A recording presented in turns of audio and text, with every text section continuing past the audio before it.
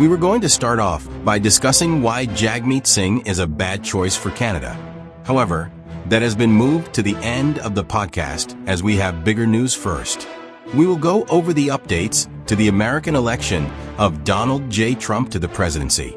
His election set off a liberal meltdown across the continent, along with the reasons why I think Trump pulled off a comeback for the ages. As of Sunday morning, November 10th, 2024, the most up-to-date presidential election results are as followed. In the race for the presidency, Trump had such a lead that before most of us could have our morning coffee, on Wednesday it was already clear he had won. Donald J. Trump had secured 312 Electoral College votes to Kamala Harris 226, the threshold being 270. He had also secured the popular vote by a wide margin of 74.5 million to 70.8 million votes, a positive difference of around 3.5 million votes. In a big boost for the Republican fortunes is the fact they are projected to take control of the Senate. With 3 seats flipped, and with the Democrats flipping no seats, yet the Republican Party has 52 to 46 seats, with 50 being the majority since they control the presidency. And the vice president is the tie-breaking vote in the Senate. There are 2 seats that are undecided, and even if the Democrats get those 2 seats, it won't be enough. If the Republican Party captures those 2 seats, there won't be much slowing down the Republican Party. Now the House is the only chance the Democrats have left to have any form of control in government. It is yet to be decided, and a prediction is too hard to make at this time as there are too many undecided seats to determine an outcome. I believe it all started to go wrong when Kamala Harris issued a statement after Joe Biden announcing he was dropping out. Her statement, vowing to build on President Joe Biden's legacy, set her up for failure. She was supposed to be a candidate that was supposed to be different than Joe Biden. The reason she was the nominee is because Americans did not want Joe Biden. Yet she decided to praise and attach herself to him. Why on earth would you praise and tell the American people you were going to build on his legacy when clearly the voters did not want that? I don't understand that logic. Imagine in Canada if Justin Trudeau stepped down and the Liberal Party chose a new leader. And in turn that leader praised him and promised to continue his legacy. Then what was the point in a new leader? The way it looked to the American voters, it seemed was they got a female Joe Biden, just not as old. That is not much of a difference. She also struggled to get a message across to voters, as it seemed her only message was, "I'm not Donald Trump." The Democrats failed and have only themselves to blame. They got too cocky and assuming. All those celebrity endorsements had virtually zero effects on the voters. Because Democrats presenting no real policies and details on how to make their lives better, they focus too much on attacking Trump. If they have any hope in the future, they need to have a heart-to-heart and a lot of soul-searching and wake up, or they will lose again in 2028. Naturally, these events have caused liberals to shift into crisis mode and are struggling to understand what is going on. It is rather simple, to be honest. Voters are tired of being preached at and want real change. Our main discussion on Jagmeet Singh is next. Trudeau's tenure has been filled with several high-profile ethics scandals that have chipped away at his credibility. The most glaring of these is the S01E03 scandal and the We Charity scandal, both strongly related to alleged political interference and mismanagement of government contracts. Opposition critics say those scandals show a fundamental lack of accountability in the Prime Minister's leadership and raise profound questions about his integrity. Today, I rise to sound the alarm about one of the most reckless, one of the most dangerous political leaders this country has seen in a very long time, Jagmeet Singh. His vision of Canada is not only flawed, but deeply damaging, and it will throw this country down the road of financial ruin, divisiveness, and economic collapse. Let me be clear. Jagmeet Singh is a man who speaks loudly about change, but his brand of change is not only unrealistic, it's downright irresponsible. Let's start with the disastrous economic policy he's on the pedestal advocating. Singh's ideas sound wonderful if one lives in Neverland, but they are a complete disaster where practical governance is concerned. He wants to spend billions on universal pharmacare, free dental care, and other such claims that sound nice on paper, but have nothing to do with reality. What Singh isn't acknowledging is that these programs aren't free. Somebody has got to pay for them, and that somebody is all the Canadians. Promising to raise taxes on the wealthy might sound reasonable to some, but it is far from enough to account for the astronomical cost in his policies. As a matter of fact, Singh will need to increase taxes on everyone to pay for his promises, from working-class families to small business owners. And let's not even start with the deficits and national debt. With Jagmeet Singh, we are facing a massive explosion of government spending that will push Canada into a financial crisis. His regime would burden future generations with an enormous mountainous debt load that they would have to pay off. Far from being the progressive leader he claims to be, Singh would leave us with an economy in tatters, with families struggling under the weight of new taxes and anything but a secure future. Let me address his most radical policy: energy. Pipelines, or general oil and gas development. He's totally against it, and at the expense of the economy.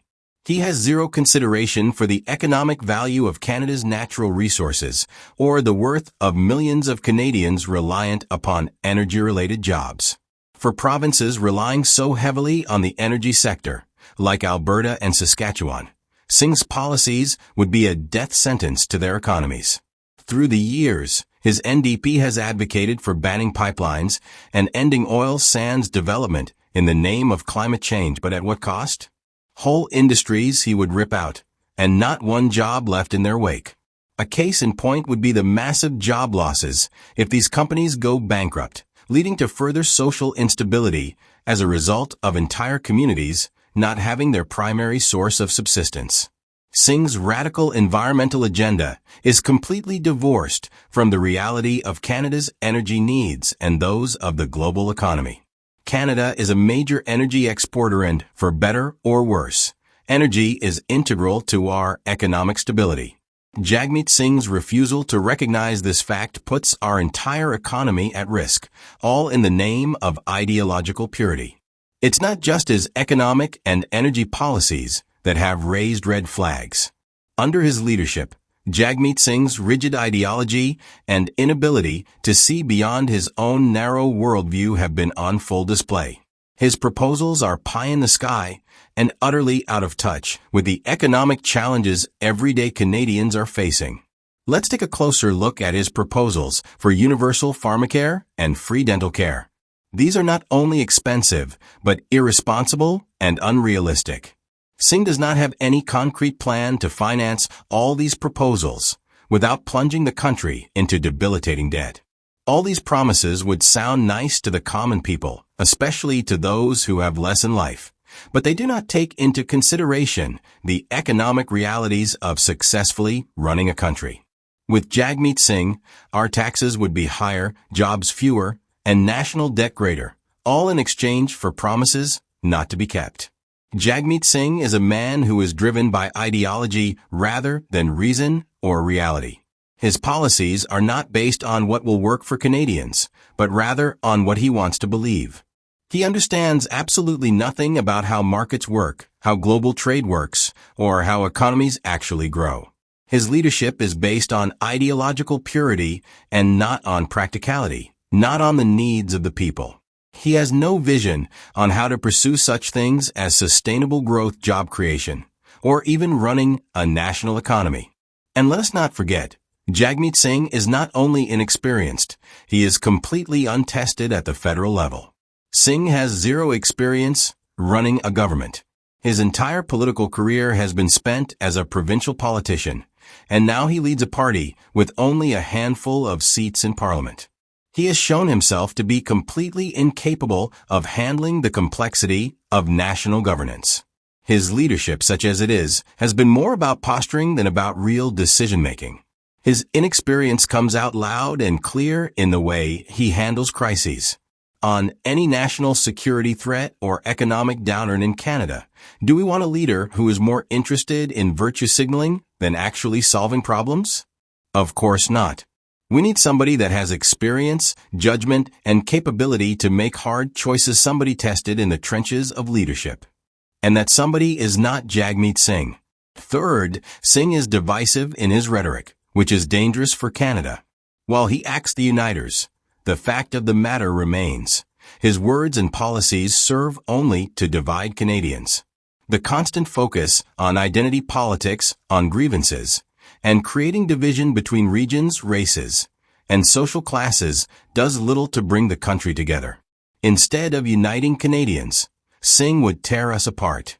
Canada is a country that works when everybody pulls together, makes compromises, and respects each other. But Jagmeet Singh's political strategy relies on the complete opposite of that. He pits group against group, drawing on division in an attempt to secure a political advantage. And we've already seen its impact on our political culture, and Singh continues to fan the flames. Jagmeet Singh is a reckless, dangerous leader who would put Canada's future at risk. His extreme economic policies will bankrupt the country. His anti-energy agenda will destroy thousands of good Canadian jobs and ruin entire industries. His inexperience would put the country into chaos and rack up poor decisions one after another. His divisive rhetoric deepened the rifts between Canadians. We cannot afford to gamble with our future. Canada needs strong, experienced, pragmatic leadership, and Jagmeet Singh quite simply doesn't have what it takes to lead this great country. His vision for Canada is a dangerous one, and it's one we must reject. Thank you.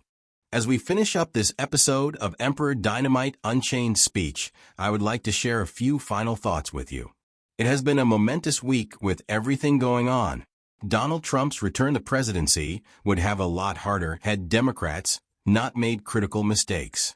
They need to find their soul and stop using celebrities. It made them look ever so desperate. As we come to the end of this episode, I would like to thank you all for listening to this podcast.